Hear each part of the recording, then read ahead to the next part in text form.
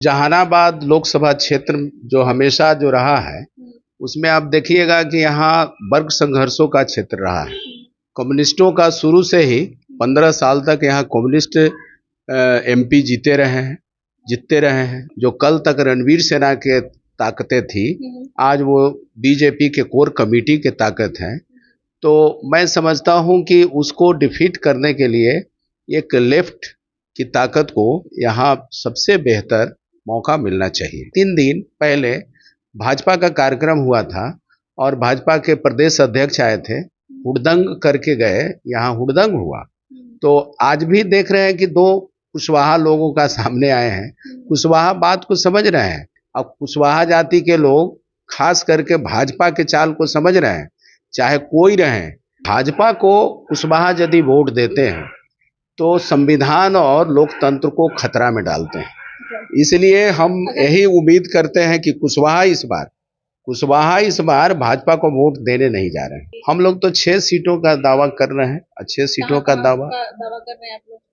हम लोगों का है, जहानाबाद है, आरा है, काराकट है, सिवान है, बक्सर है, पाटलिपुत्रा है। नमस्कार, बहुत स्वागत है आपका लाइव बिहार में। मैं आपके साथ रूपम।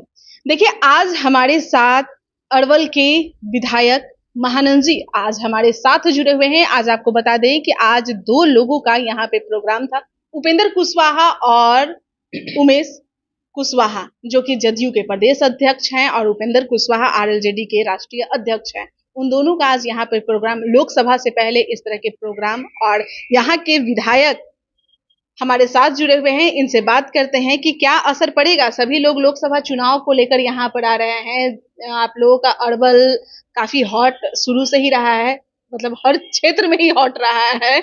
और अरवल ये जो जहानाबाद जो लोकसभा चुनाव है उसको लेकर भी लोग कयास लगा रहे हैं। जदयू से अलग ही चंद्रवंशी जी और सुरेंद्र यादव जो कि आरजेडी से कटार में खड़े हैं, आप लोगों की तरफ से भी सुन रहे हैं कि मतलब वहां टिकट लेने के प्रयास में आप लोग भी हैं।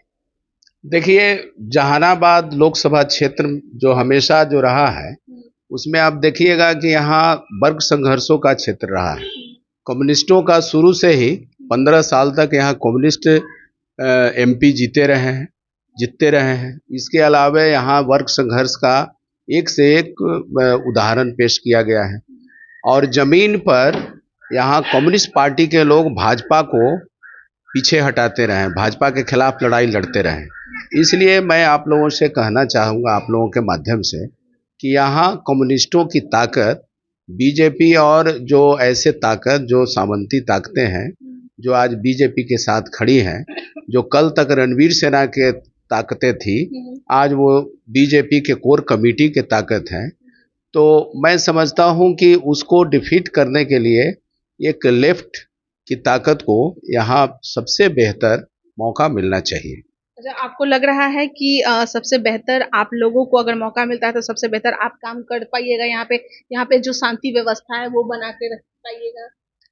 हम लोग तो अरवल में हैं, अरवल में तो बेहतर काम हो रहा है। अरवल के बहुत सारे जमीनी स्तर पर काम किया गया है। हॉस्पिटल को बहुत ढंग से इसको चलाया गया है, व्यवस्थित किया गया है। बिहार में दूसरा स्थान आया है। यहाँ इतना बेहतर काम हुआ है। नहर का काम हो रहा है, सड़क का काम हो रहा है, बहुत सारे काम हो रहे हैं। और सबसे बड़ी बात है कि हम लोगों के पार्टी के जो जनप्रतिनिधि जीतते हैं, वो सबसे ज़्यादा बात यह है कि जनता के बीच उनको रहना पड़ता है। जनता के बीच रहेंगे, जनता के दुख सुख के बारे में हर हमेशा ये उनको समाधान के लिए प्रयास करते रहेंगे, चाहे सदन का मामला हो या सड़क पर का मामला हो, ये सब होते रहेगा। आज उमेश कुशवाहा यहाँ पर आए थे, लोकसभा का चुनाव है, क्या कुछ असर पड़ेगा जनता? उमेश कुशवाहा यहाँ तो देखिए, पहले तो हम लोगों का महागठबंधन था जिसमें आरजेडी, माले, कांग्रेस, ये सब पार्टियां थी यहाँ। लेकिन अब ये आपका माननीय मुख्यमंत्री नीतीश कुमार की पार्टी जदयू भी शामिल हो गया है। तो स्वाभाविक है कि ताकतें बढ़ गई हैं और इस इलाके में हम लोगों की ताकत इंडिया के पक्ष में काफ़ी माहौल है। हमने देखा कि पिछले बार डॉक्टर राम पुनियानी का यहाँ कार्यक्रम किए थे, आज़ादी के 75 साल, खतरे में लोकतंत्र और संविधान। तो हमने देखा कि ओपन में पिन ड्रॉप साइलेंट जहां खुलेआम हम लोग परिचर्चा कर रहे थे और उस खुलेआम परिचर्चा में बेहतर कार्यक्रम हुआ और लोग बड़ी ढंग से सुने, इसका तारीफ हुआ। उसके पहले 3 दिन पहले भाजपा का कार्यक्रम हुआ था और भाजपा के प्रदेश अध्यक्ष आए थे, हुड़दंग करके गए, यहाँ हुड़दंग हुआ। तो आज भी देख रहे हैं कि 2 कुशवाहा लोगों का सामने आए हैं। कुशवाहा बात को समझ रहे हैं, ये मगध के धरती है, जगदेव बाबू के धरती है, यहाँ परिवर्तन करने वाले लोग हैं। अब कुशवाहा जाति के लोग खास करके भाजपा के चाल को समझ रहे हैं, चाहे कोई रहे, बौद्ध धर्म की बात करेंगे, अशोक सम्राट की बात करेंगे, परिवर्तन की बात करेंगे या भाजपा को वोट देंगे। ऐसा कुशवाहा इस बात को समझने वाले नहीं है। आज 3 कुशवाहा अरवल के धरती पे थे। 2 कुशवाहा तो आपने देखा ही कि भाई पटना से यहाँ पर चल के आए, तीसरा कुशवाहा आप भी हैं। तो ऐसे में ये तीसरा कुशवाहा जो है वो किस तरह से इन सभी को आंकड़ा मतलब ये कर रहे हैं? उपेंद्र कुशवाहा देखिए, भी यहाँ पर पहले तो कुशवाहा जाति के रूप में हम लोग अब पैदा हुए हैं कुशवाहा जाति में, तो लोग मानेंगे ही कुशवाहा हैं, लेकिन हम लोग सबसे डाउन ट्रोडन लोग हैं, गरीब गुरबे हैं, उसमें कुशवाहा जाति के लोग सबसे ज़्यादा गरीब हैं। तो उनकी लड़ाई तो हम लड़िए रहे हैं। व्यापक गरीबों की लड़ाई के साथ साथ वो सारे लोग उनकी लड़ाई में शामिल हैं। तो मैं समझता हूँ कि भाजपा को कुशवाहा यदि वोट देते हैं तो संविधान और लोकतंत्र को खतरा में डालते हैं।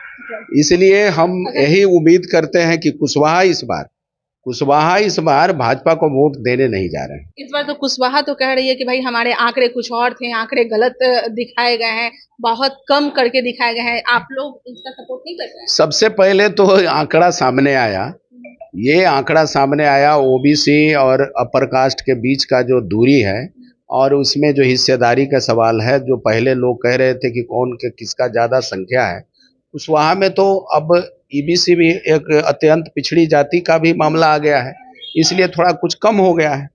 तो उन दोनों को जोड़ दिया जाए, अन्य तरह से मामला जोड़ दिया जाए तो देखिएगा कि काफ़ी ऐसा नहीं है कि यह कम से कम ये सामने तो आंकड़ा आया, बात तो लोग समझ रहे हैं ना कि मामला क्या है। मतलब आपको मानने का क्या मतलब है कि आंकड़ा सही है? आंकड़ा तो सुधार करना चाहिए। आंकड़ा में थोड़ा बहुत कमी कमजोरी एरर तो हर चीज में रहता है, लेकिन एक तो सामने सर्वे होकर के आया ना, चीजें तो सामने स्पष्ट हुआ।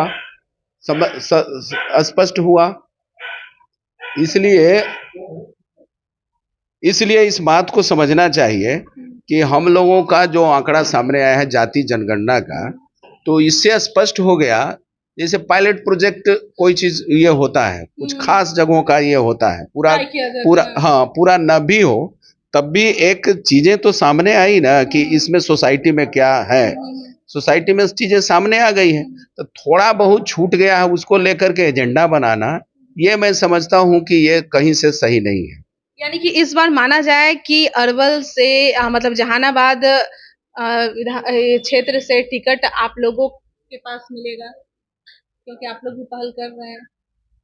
हम लोग तो मांग कर रहे हैं, उसमें दावेदारी में जहानाबाद भी है। अच्छा, मिल सकता है? अब मिल सकता है, ये तो महागठबंधन और वहाँ इंडिया। लोकसभा में कितनी सीटें आप लोगों को मिलेगी? हम लोग तो 6 सीटों का दावा कर रहे हैं, 6 सीटों का दावा कर रहे हैं आप लोग? हम लोगों का है, जहानाबाद है, आरा है, काराकट है, सिवान है, बक्सर है, पाटलिपुत्रा है। बहुत बहुत धन्यवाद।